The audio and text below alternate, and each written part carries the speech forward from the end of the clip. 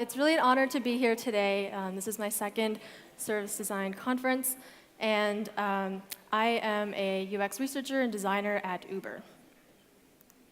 So I'm going to talk about a story, a personal story to start with. If you're afraid of needles, close your eyes. So about 7 months ago, I decided to freeze my eggs.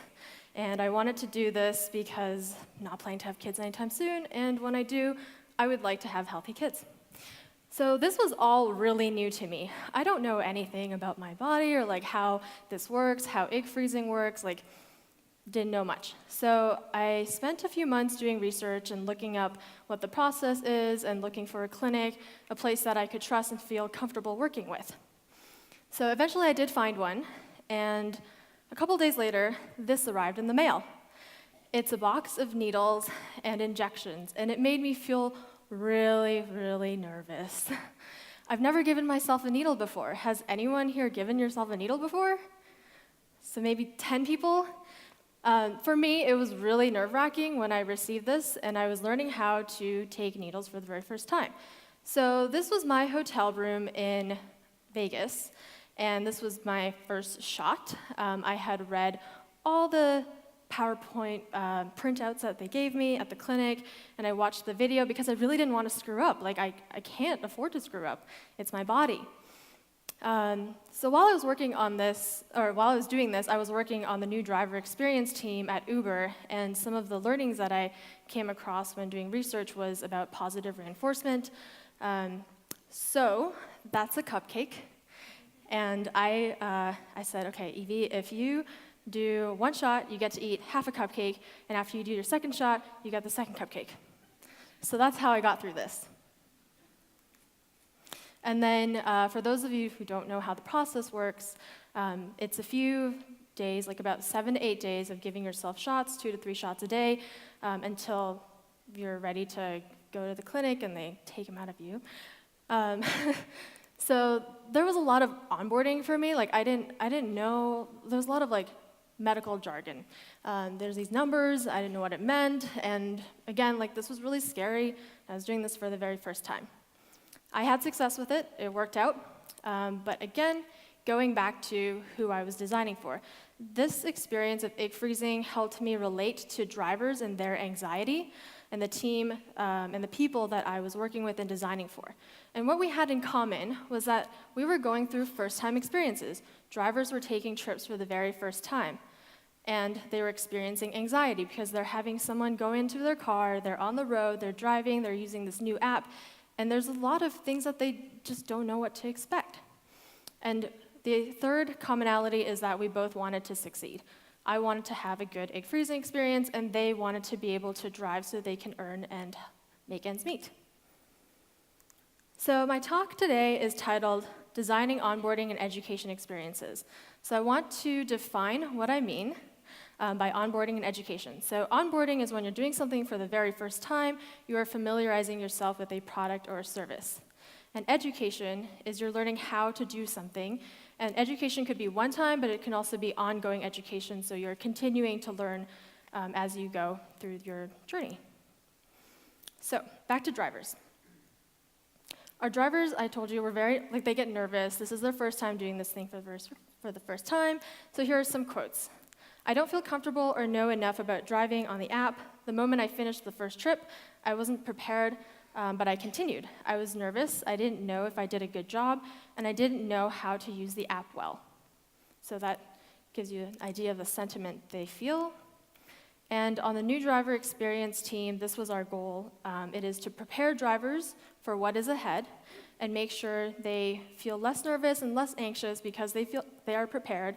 And really, we're doing this in order to help them succeed. So in this talk, I'm going to cover 4 things. I'm going to talk about why onboarding and education is an important area to focus on, how you measure success, 3 moments of learning, and 5 principles. So why I think it's important to focus on this area is because it's a make it or break it moment. This is a moment when someone decides whether they're going to continue or they're going to stop doing what they wanted to do because it just was too hard or they were too anxious or nervous. So it's a very critical moment in someone's experience. And then some stats here. 71% of the average app user drops off after 1 day. That's a really big number. And that's a lot of uptime investment for teams. They've spent a lot of time and energy without a lot of return on investment. And I think as someone who is a designer, and I speak to like the designers out here in the room, people just don't benefit from the promises of the product or service that you're creating. So that's why I think it's important to put energy into onboarding and education.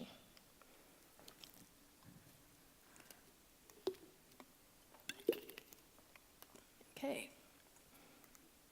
So this part of my presentation is for the PMs out there. Success metrics. How do you measure success? So these are some of the things that we measure at Uber: conversion, number of completed tasks, were they able to complete that task, the number of hours of engagement, so are drivers on the road driving, the time from sign up to use, so they've signed up, are they using the app, are they on the road, is it reducing error? And then what I think is most important is churn, so are they staying on the platform or are they leaving? And hopefully they are not leaving because we're preparing them for the road. So I'm going to talk about how to. How do you create great education and onboarding experiences? So this is based on the last year of my work on this team, where we spoke to many, many, many drivers. We drove on the road to really feel what it's like to take a trip for the very first time. My team and I did desk research on psychology and behavioral sciences around learning, like how do people learn? Like how do you teach? How do people absorb information? And then we also studied products and services that were doing this really greatly, and through our iterative design process, we were able to learn what worked and what didn't work. So in my work, we've identified 3 moments of learning. So these are moments when people, they're like different mental modes when people are learning and they're going through different things. So the first moment of learning is preparation. So this is for a driver, they're about to take a trip for the very first time.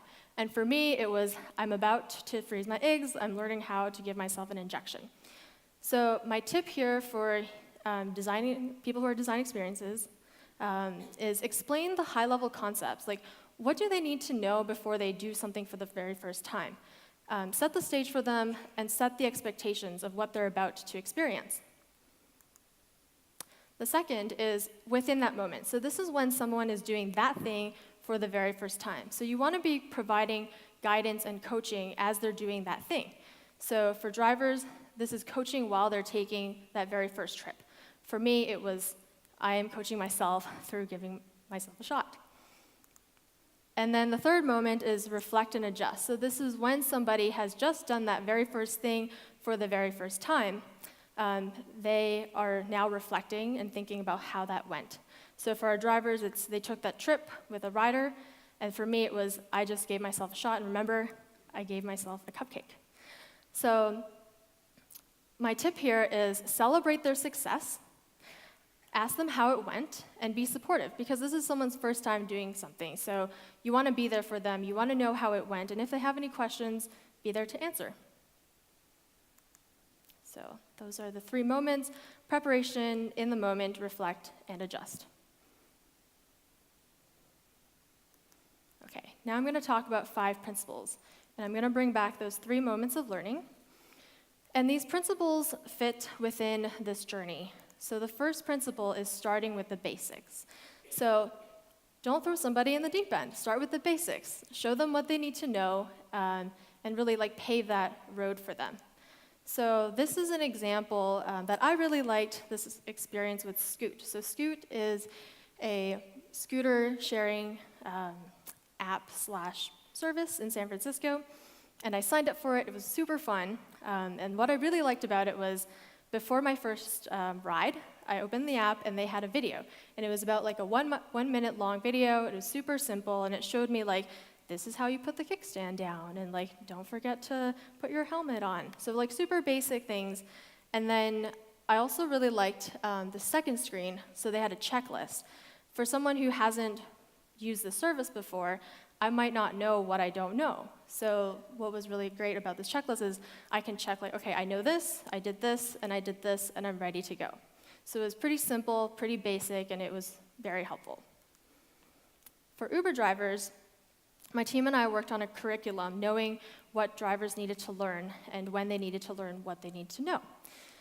So we segmented this curriculum into things they need to know before they drive, what they need to know about trips. There's many different trip types, so we explained like how each trip type works, and they were also shielded from trips. So they would take a regular trip first, and then once they've mastered that, then we would unshield them and they can take more complex trips like pool trips.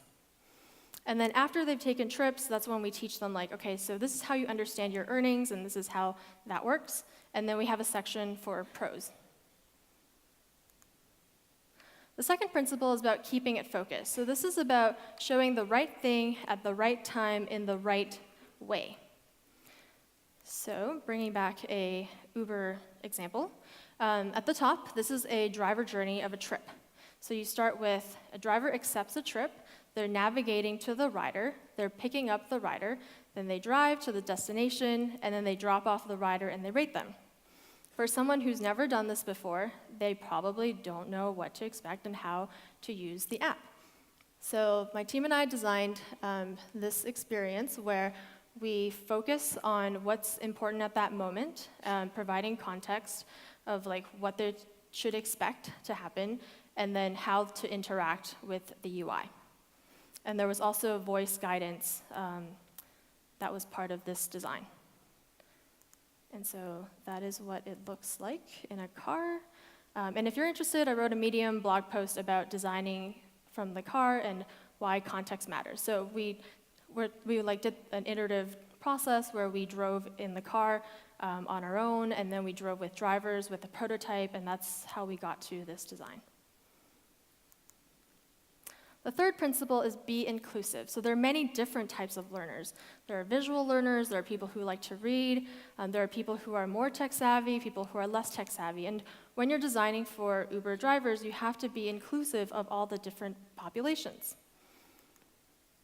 So this is from our competitor. This is something I really liked that they created. This is Lyft.